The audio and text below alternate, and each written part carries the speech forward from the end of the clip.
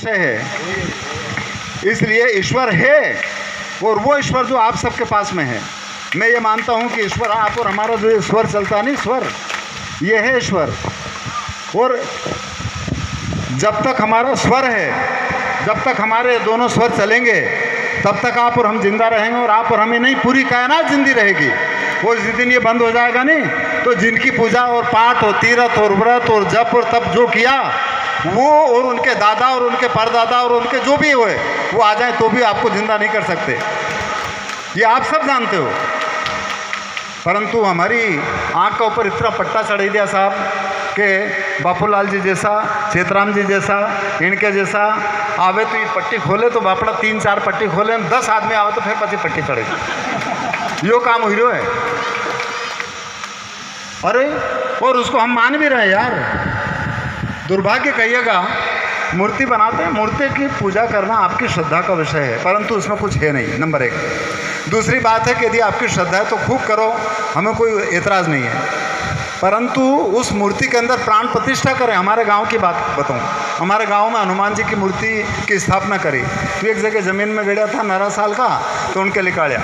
वो निकालने के बाद में मूर्ति की उनके पूजा पाठ करी ने, उनके प्राण प्रतिष्ठा करी, तो वह मूर्ति के खड़ी करी, यानी उनके यूँ खड़ो मेली ने, फिर बाद में उनका ऊपर अनाज से उनके ढांके इतरो, तो यदि आड़ी पड़े तो कम अनाज आवे, तो खड़ी करी ताकि ज़्यादा ढेर आवे नहीं। तो मूर्ति जितनी भी है वो किनको, मूर्ति की आस्था बुरी बात नहीं है, मूर्ति आपका भाव है, परंतु वह मूर्ति कबीर ने आज से 600 साढ़े 600 साल पहले, जिनको मंदिरों में नहीं जाने दिया जाता था, जिनको पूजा पाठ का अधिकार नहीं था, जिनके साथ में कल्चर एक्टिविटी और ये शिक्षा जैसा भी आपने बताया था, इसका अधिकार नहीं था। यहाँ जितना बैठा है इनके तो थोज नहीं अपने तो, और इसका अधिकार 1938 में अंग्रेज़ों ने किया पढ़ने का, और वो भी पढ़ने का उन्हें इसलिए किया क्योंकि उनको काम कौन करे, अंग्रेजी आवे, अपने अंग्रेजी नहीं आवे तो भी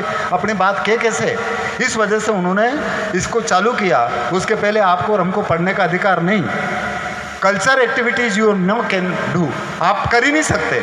और पहला कथा है, वार्ता है, सब होती थी, भी कौन करता था तुम्हारे मालूम है, न कहीं होता तो ये भी तुम्हारे मालूम है। इसलिए उसके ज़रिए अपनी बात पूरे जनमानस के बीच में रखना, ये था श्रुति परंपरा। और उस श्रुति परंपरा के ज़रिए से हम वो बात करेंगे जिसमें हमारा फ़ायदा हो। आज हूँ तुम्हारे सामने वह बात रखूँगा जिसमें हमारा फ़ायदा हो, तो मैंने प्राण प्रतिष्ठा शुरू कर दी। उन्हीं मूर्ति को और पत्थर काट मन वो मूर्ति बनाई ने, दही टाँची वाके गढ़वाई, और उन्हीं मूर्ति में यदि कला होती तो गढ़वा वाला ने खाई, तो कभी उमें कला तो खाई नहीं जाए यार, हैं।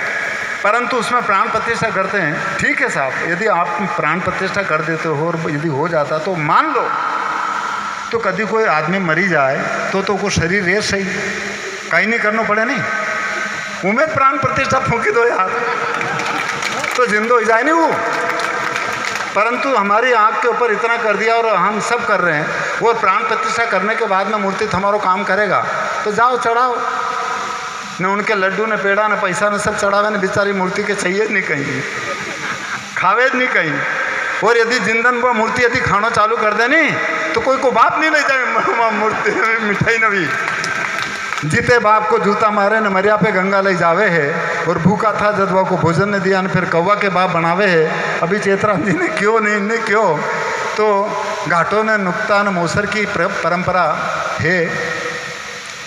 मैं केवल मेरे ऊपर बात करता हूँ, हमने हमारा दादी को नुक्तो नहीं करियो। इसकी वजह से बहुत सारी टीका टिप्पणी लोग करते हैं, आज भी करते होंगे।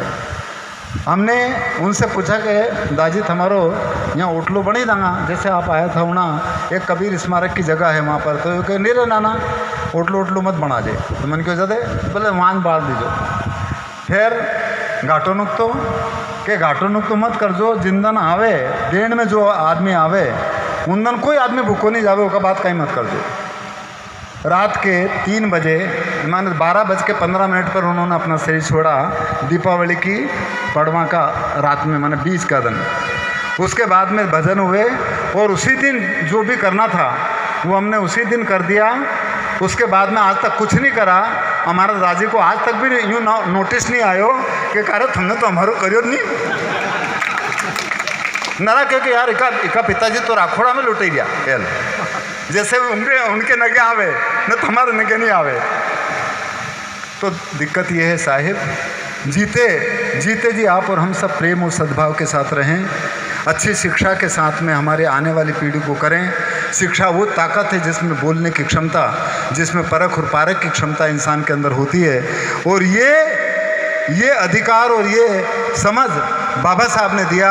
और बाबा साहब ने जिस देश का संविधान बनाया और जिस संविधान के ऊपर हमारा देश का हर पार्टी, कोई भी पार्टी, किसी की भी सत्ता हो, उसको संविधान के मुताबिक काम करना पड़ता है और करते हैं, ये संकल्प लेते हैं।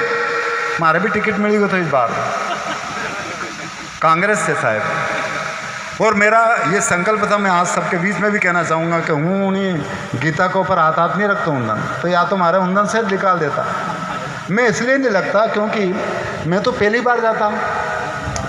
तो मैं ये कहता कि देखो मैं तो अभी पहली बार आया हूँ, आप जितने भी आए वो तो बहुत बड़े जानकार हैं, परंतु हो सकता मेरे से उल्टा सीधा काम हो जाए तो गीता झूठी पड़ जाएगी। इसलिए मैं गीता के ऊपर हाथ नहीं रख करके, परंतु मैं अपने गुरु को साक्ष्य मान करके कहूँगा कि यदि काम करूँगा तो सही करूँगा, नहीं तो बंद। तो दिक्कत क्या है साहब कि पॉलिटिक्स में, राजनीति में हमारा 1.5 महीने का जो सफ़र रहा, उसमें मैं फ़ख्र के साथ कह सकता हूँ कि जितने भी है ना, वो ऊपर से नेठुए से सफ़ेद झकाझक ने, भीतर से बहुत ही काला है। दुर्भाग्य कहिएगा, आप रोज़ टीवी में देखते हैं ऐसे लोग जो पॉलिटिशियन, उनके घर के ऊपर भी नोट के ऊपर चले यार। और आज एक ऐसा आदमी जिसको पीने के लिए पानी और खाने के लिए रोटी नहीं मिलती है। तो ये हालत है जो समाज की सेवा और देश की सेवा के लिए जाते हैं। और ये तो दिक्कत ही है साहिब कि उस क्षेत्र में भी, या आप और अपन जो इस समाज को, माने मेहर समाज के या पूरे मानव समाज के हित की यदि बात करते हैं, उसके संवर्धन की बात करते हैं, जब तक इंसान खुद समर्पित नहीं होगा तब तक वो जज्बात पूरा कभी हो ही नहीं सकता है। एक ये बात अच्छी करी कि आप और सब मिल करके निश्चय करने के हम इसको है या हम इनको करें, बस।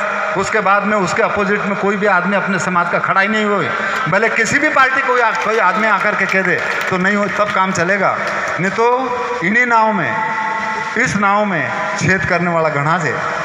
जैसा अभी आपने बताया, हूँ बापूलाल जी के पकड़ी लूँ, एक आदमी आएगा धर्मराज जी के पकड़ी लेगा, एक आदमी चेतराम जी के पकड़ेगा, एक आदमी इनके पकड़ेगा। नहीं, अरे यार तुम तो सबसे अच्छे हो, तुम तो जीत रहे हो, तुम चिंता मत करो, पैसे हम लगाएंगे। तो सबके खड़ा कर दे ना, सबके हराई दे ना, उनको उल्लू सीधा कर ले। खैर, मैं अन्य बातों पर नहीं जाते हुए, आपने शपथ ली और हम सब भी संकल्पित होकर के पूरे हमारे समाज के विकास के लिए बात करें। और मैं ज़्यादा अब कुछ कहना नहीं चाहता, आगे की जो प्रक्रिया संचालक जी जारी रखें। साहिब बंदगी।